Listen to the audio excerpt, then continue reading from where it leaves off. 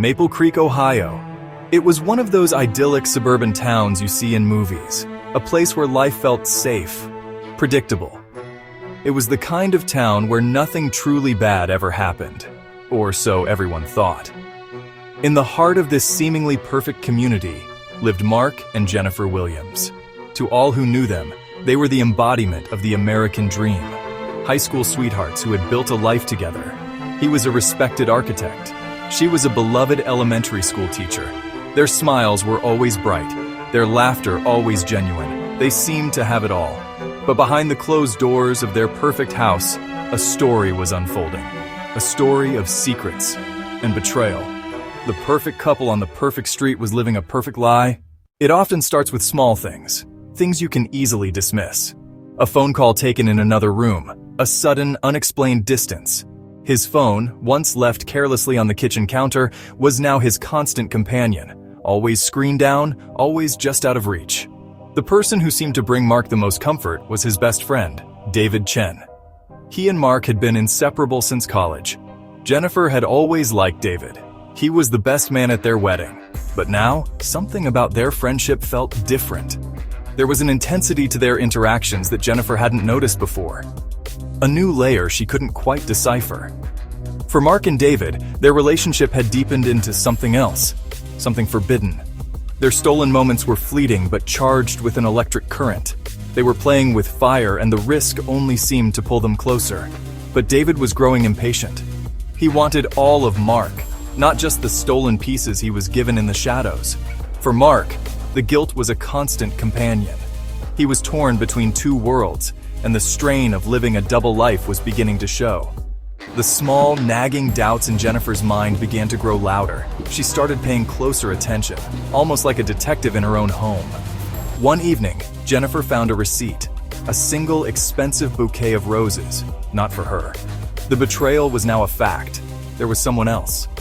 Fear was replaced by grim determination. She checked phone records, credit card statements.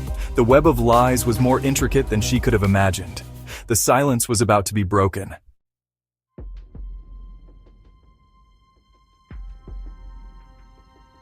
The day began under a bruised, ominous sky, mirroring the tempest brewing inside. Tonight, she would demand the truth. I want you to explain this, all of it. Now, stop lying to me, Mark. It's not a her, okay? It's David. The confession hung in the air, thick and suffocating. The betrayal was deeper, more twisted than she had ever imagined. A new sound cut through the noise, an intrusion from the outside world, summoned by the incessant buzz of his unanswered texts. It was David. Get out of my house. I'm calling the police.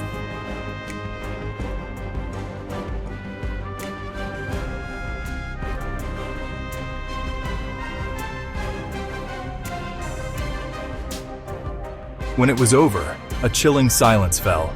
They had crossed a line from which there was no retreat. Their secret was now sealed with blood. Mark, OS, sobbing, panicked. My wife! There was a break-in! They hurt my wife! Please, you have to hurry! Narrator, VO. The call came in just after 2 a.m. It was a performance of a lifetime.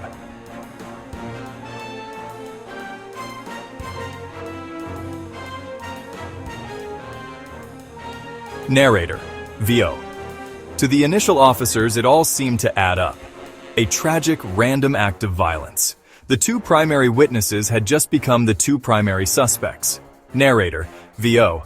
But as the sun rose, investigators began to see things. The damage to the doorframe was on the inside, not the outside.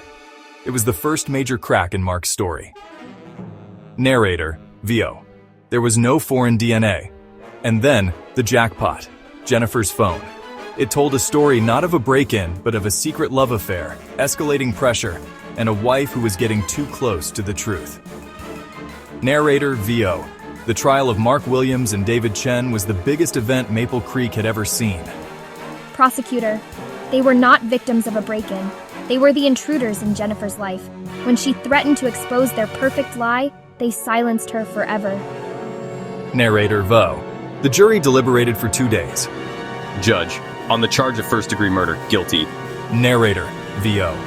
For the murder of Jennifer Williams, Mark Williams and David Chen were sentenced to life in prison without the possibility of parole. The guilty verdict brought a sense of justice, but offered little comfort. The idyllic image of Maple Creek had been shattered. The evil hadn't come from a shadowy stranger, but from inside a beautiful home on a quiet street. A seed of doubt was planted, coloring every perception. How could they have missed the signs? A collective sense of guilt settled over the town for feeling complicit in the lie they had all so readily believed. The story of Mark, Jennifer, and David is a tragedy born from a lie, a refusal to live an honest life that set the stage for disaster. It's a chilling testament to the destructive power of a hidden life. It reveals how the fear of being exposed can drive people to monstrous acts, and how a single lie, once told, can metastasize, destroying not just the liar, but everyone they touch, leaving behind nothing but ruin, regret, and the ghost of what might have been.